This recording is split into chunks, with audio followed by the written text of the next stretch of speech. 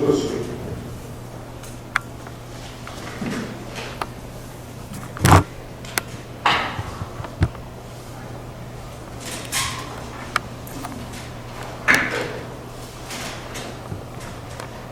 Chair Scott, members of the board, this is I'm starting with the regular budget status report, and then you will ask me to do my presentation, I think. So the budget status report for this year, as of May 31st, again looks fairly boring.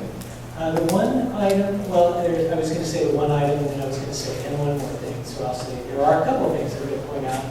One is that enrollment continues to be weird, a little different than historical trends. So we saw a little bit bigger dip in June than we're used to seeing. Enrollment still looks relatively flat, but we're not used to seeing the type of drop-off that we did in June, both for running start and non-running start.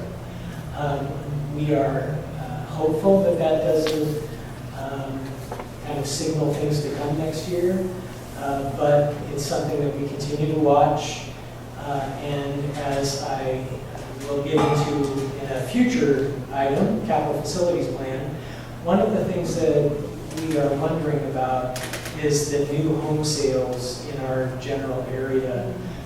We've seen significantly fewer new home sales in the Skeleton Historical School District, and the demographer pointed out that there is a correlation between home sales and the change to our enrollment over the last several years.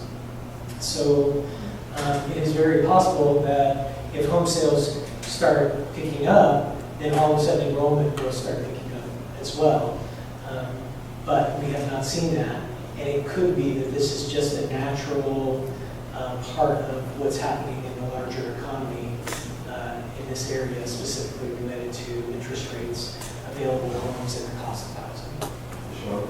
Yes, sir. Sorry for the interruption. Michelle, so just very, my mention like what you did last night about how the students that left didn't come back, we're not seeing that they went to homeschooling or private schools. That's right. So private school students, they register with either us or the state. Often they will request records from us when they transfer to private school.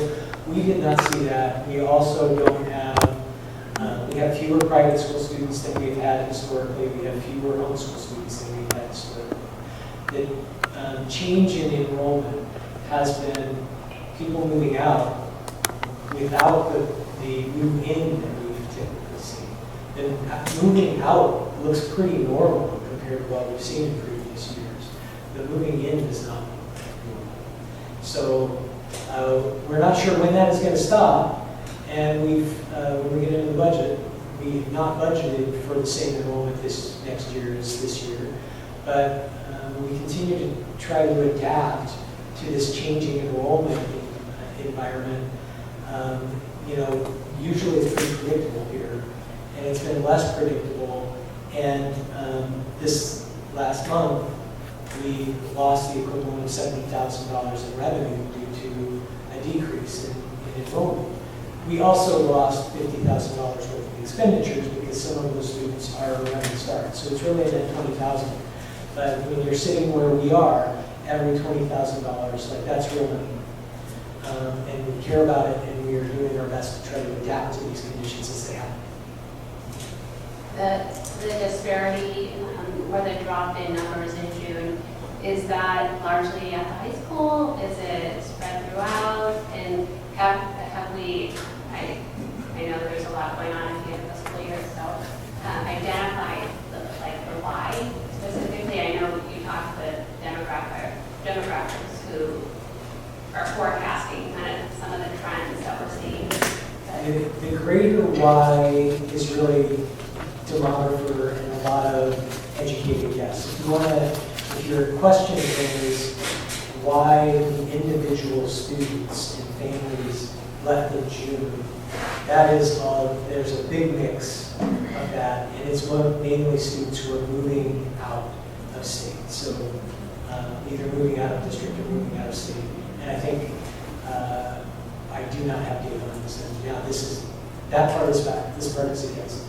I think some of it has to do with military. A lot of orders have come in.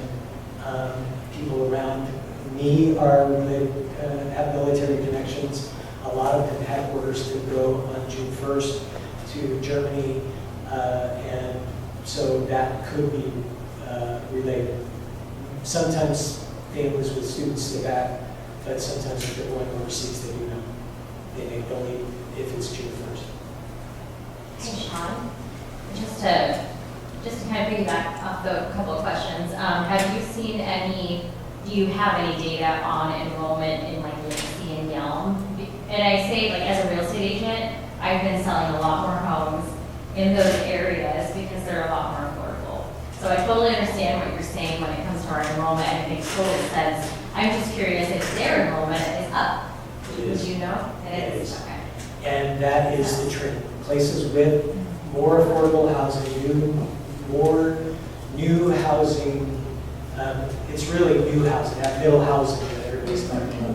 Where there's new middle housing, enrollments are increasing.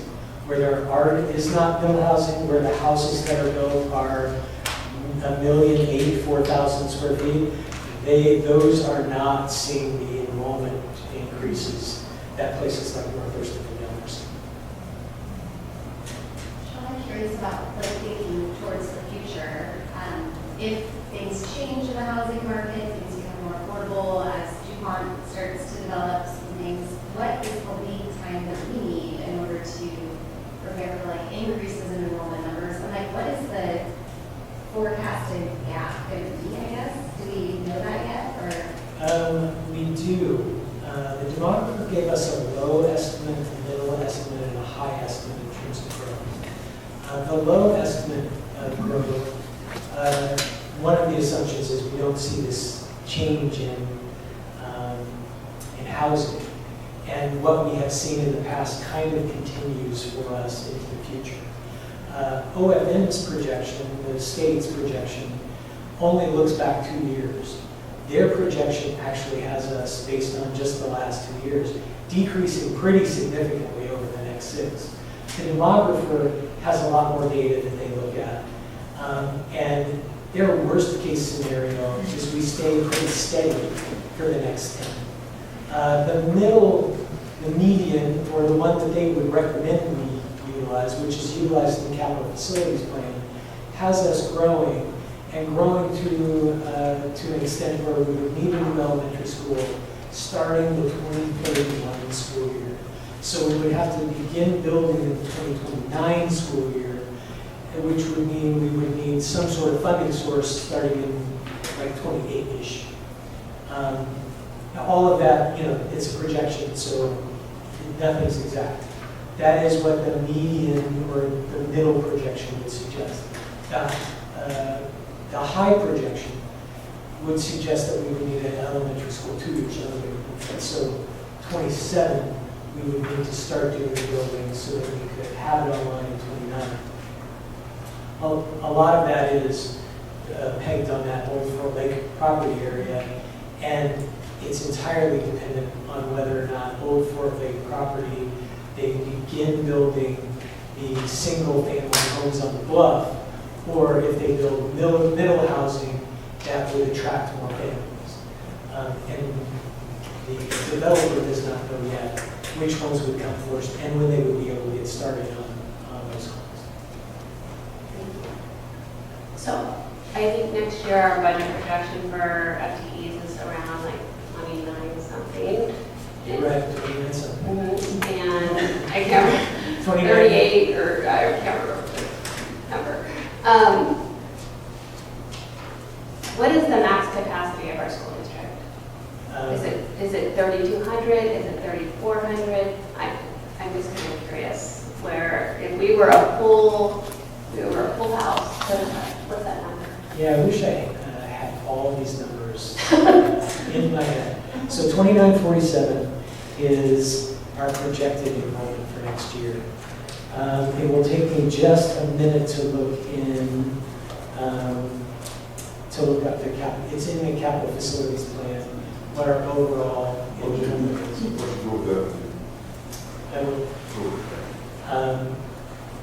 But, thank you. It is, Page that 20. is tricky though, to answer even, so we have a rated capacity, which is the number of classrooms that we have in the district, multiplied times our maximum class size.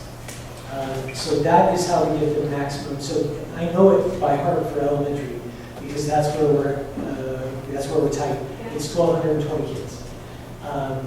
But if you ask me whether we could fit more than 1,220 kids at our elementary sites, the answer is yes. We would do that by exceeding class size maximums and potentially putting in portable classrooms, or putting our specialists on a cart holding classes in the library instead of using them as libraries. Like school districts that don't have facilities, that is what they do when they're pressed for space.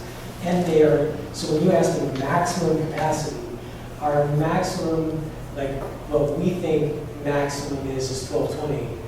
If we were pinched, it would be higher. Dr. Sean, it's on page 21 of the capital facilities plan, 21 out of 35. It'll have the standard service numbers, 1,220 for elementary. Total secondary for existing capacity is 1,800. Less. It's a little over 3,000. Thank you. Absolutely. And thank you. And I'm going to wrap up this the budget update by simply saying we are on track with everything we've talked about last month and the month before. We've seen this $20,000 gap in revenue that was a bit of a surprise. We have also worked to already bridge that gap through some spending reductions. So we are still looking at this about $1.8 million ending fund balance as projected in the budget for next year.